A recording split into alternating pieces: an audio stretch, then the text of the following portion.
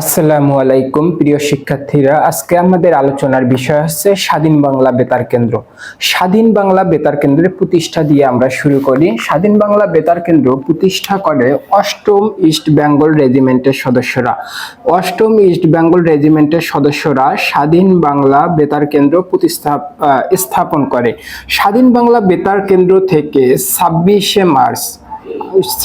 March major Ziaur Rahman স্বাধীনতার ঘোষণা প্রদান করে। স্বাধীনতার ঘোষণা প্রদান করা হয় কোথা থেকে? স্বাধীন বাংলা বেতার কেন্দ্র থেকে। এবং 28শে মার্চ মেজর জিয়ার অনুরোধে প্রথমে ছিল স্বাধীন বাংলা বিপ্লবী বেতার কেন্দ্র। স্বাধীন বাংলা বেতার কেন্দ্রের নাম প্রথমে ছিল স্বাধীন বাংলা বিপ্লবী বেতার কেন্দ্র, কিন্তু মেজর জিয়াউর রহমানের অনুরোধে 28শে মার্চ স্বাধীন বাংলা বিপ্লবী বেতার কেন্দ্র থেকে বিপ্লবী অংশটুকু বাদ দেওয়া হয়। বাদ দিয়ে নামকরণ করা হয় স্বাধীন বাংলা বেতার কেন্দ্র। এটা খুবই ইম্পর্টেন্ট, যেহেতু মেজর জিয়া সংশ্লিষ্ট কোশ্চেনগুলো অনেক বেশি ইম্পর্টেন্ট, তাই এটাও খুব বেশি ইম্পর্টেন্ট। তাহলে মেজর জিয়ার অনুরোধে 28শে মার্চ স্বাধীন বাংলা বিপ্লবী বেতার কেন্দ্র থেকে বিপ্লবী অংশটুকু বাদ দেওয়া হয়। বাদ দিয়ে নামকরণ করা হয় স্বাধীন বাংলা বেতার কেন্দ্র।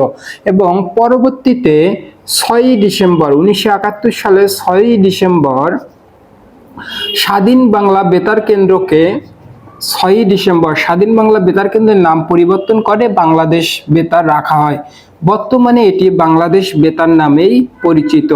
বাংলাদেশ বেতার নামেই পরিচিত। স্বাধীন বাংলা বেতার কেন্দ্র থেকে সবচেয়ে ইম্পর্টেন্ট যে কোশ্চেনটা, সেটা হচ্ছে মুক্তিযুদ্ধের দ্বাদশ সেক্টর হিসেবে বিবেচনা করা হয় কোনটিকে? আমরা জানি বাংলাদেশের 64টি জেলাকে 11টি সেক্টরে ভাগ করা হয়েছিল। বাংলাদেশের সেক্টর সংখ্যা ছিল কতটি? 11টি। কিন্তু মুক্তিযুদ্ধের দ্বাদশ বা 12তম সেক্টর হিসেবে বিবেচনা করা হয় স্বাধীন বাংলা বেতার কেন্দ্রকে। তাহলে মুক্তিযুদ্ধের দ্বাদশ সেক্টর হিসেবে চিহ্নিত করা হয় কোনটিকে? দ্বাদশ সেক্টর হিসেবে চিহ্নিত করা হয় স্বাধীন বাংলা বেতার কেন্দ্রকে, দ্বাদশ সেক্টর। স্বাধীন বাংলা বেতার কেন্দ্রর সবচেয়ে জনপ্রিয় দুইটি অনুষ্ঠান হচ্ছে, একটি হচ্ছে চরমপত্র, আরেকটি হচ্ছে জল্লাদের দরবার। সবচেয়ে জনপ্রিয় স্বাধীন বাংলা বেতার কেন্দ্র অনেক অনুষ্ঠানে হোস্ট করেছিল, তার মধ্যে সবচেয়ে জনপ্রিয় দুইটা হচ্ছে, একটা চরমপত্র আর একটা হচ্ছে জল্লাদের দরবার। চরমপত্রের কথক ছিলেন এমআর আক্তার মুকুল। চরমপত্র থেকে সবচেয়ে গুরুত্বপূর্ণ দুইটি জিনিস মনে রাখতেই হবে। একটা হচ্ছে চরমপত্রের পরিকল্পনা করেন আব্দুল মান্নান। পরিকল্পনা করেন কে?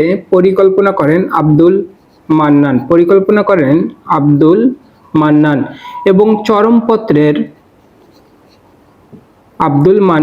এবং চরমপত্রের কথক ছিলেন এমআর আক্তার মুকুল। ঢাকাইয়া ভাষায় ব্যঙ্গ রসাত্মকভাবে এটা পাঠ করতেন এমআর আক্তার মুকুল। তাহলে কথক কে ছিলেন? এমআর আক্তার মুকুল। আরেকটি সবচেয়ে জনপ্রিয় অনুষ্ঠান হচ্ছে জল্লাদের দরবার। জল্লাদের দরবারের লেখক হচ্ছে রাজু মিত্র। জল্লাদের দরবারের লেখক হচ্ছে রাজু মিত্র। এর চেয়েও বেশি ইম্পর্টেন্ট, জল্লাদের দরবারে ইয়াহিয়া খানের প্রতীকী চরিত্র কি ছিল? ইয়াহিয়া খানের প্রতীকী চরিত্র ছিল কেল্লা ফতে খান। ইয়াহিয়া খানের প্রতীকী চরিত্র ছিল কেল্লা ফতে খান। এখানে জল্লাদের দরবারে ইয়াহিয়া খানের নৃশংসীয় আচরণ এবং তার কেল্লা ফতে খান বাঙালিদের উপর তার যে নির্যাতন, সেটা ফুটিয়ে তোলা হয়েছে এবং তার কোন নামে সেটি ফুটিয়ে তোলা হয়েছে? কেল্লা ফতে খান নামে। এবং মেজর জিয়াউর রহমান 26শে মার্চ যে স্বাধীনতার ঘোষণা পাঠ করেন, সেটা কোথা থেকে? এই স্বাধীন বাংলা বেতার কেন্দ্র থেকে। তাহলে স্বাধীনতার ঘোষণা পাঠ করা হয় কোথা থেকে? স্বাধীন বাংলা বেতার কেন্দ্র থেকে। স্বাধীন বাংলা বেতার কেন্দ্রে আরো কিছু ইম্পর্টেন্ট ইনফরমেশন আছে। স্বাধীন বাংলা বেতার কেন্দ্রের প্রথম নারী শিল্পী হচ্ছে নমিতা ঘোষ। প্রথম নারী শিল্পীকে? নমিতা ঘোষ। এবং প্রথম পত্রিকা পাঠ করেন বেলাল আহমেদ। প্রথম পত্রিকাকে পাঠ করেন বেলাল আহমেদ। স্বাধীন বাংলা বেতার কেন্দ্র আর কিছু ইম্পর্টেন্ট গান প্রকাশিত হয়, খুবই সুন্দর সুন্দর কিছু গান প্রকাশিত হয় যা মুক্তিযোদ্ধাদের অনুপ্রাণিত করা হতো। এর মধ্যে আমার সোনার বাংলা, এগুলোর আমাদের গীতিকার ও সুরকার সম্পর্কে জানতে হবে। আমার সোনার বাংলার গীতিকার হচ্ছে রবীন্দ্রনাথ ঠাকুর এবং সুরকার রবীন্দ্রনাথ ঠাকুর।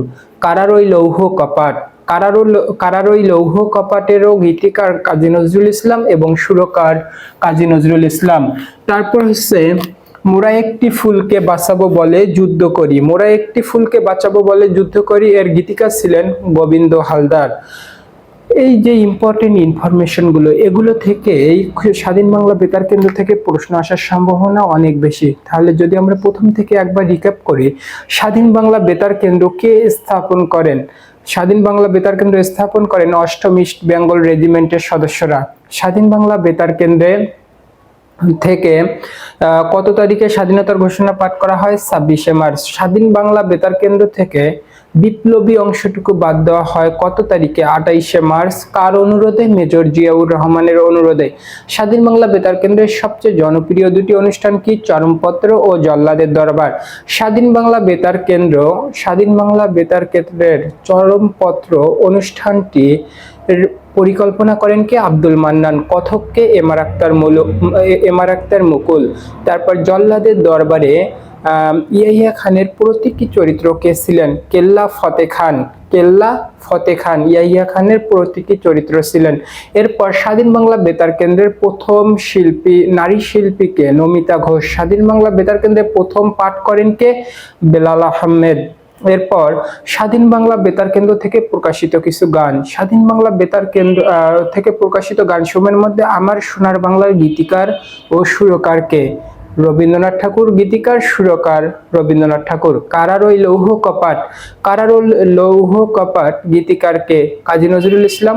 সুরকার কে? কাজী নজরুল ইসলাম। তারপর জয় বাংলা বাংলার জয়, জয় বাংলা বাংলার জয় গানটির গীতিকার কে? গাজী মাজহারুল আনোয়ার। সুরকার কে? আনোয়ার পারভেজ।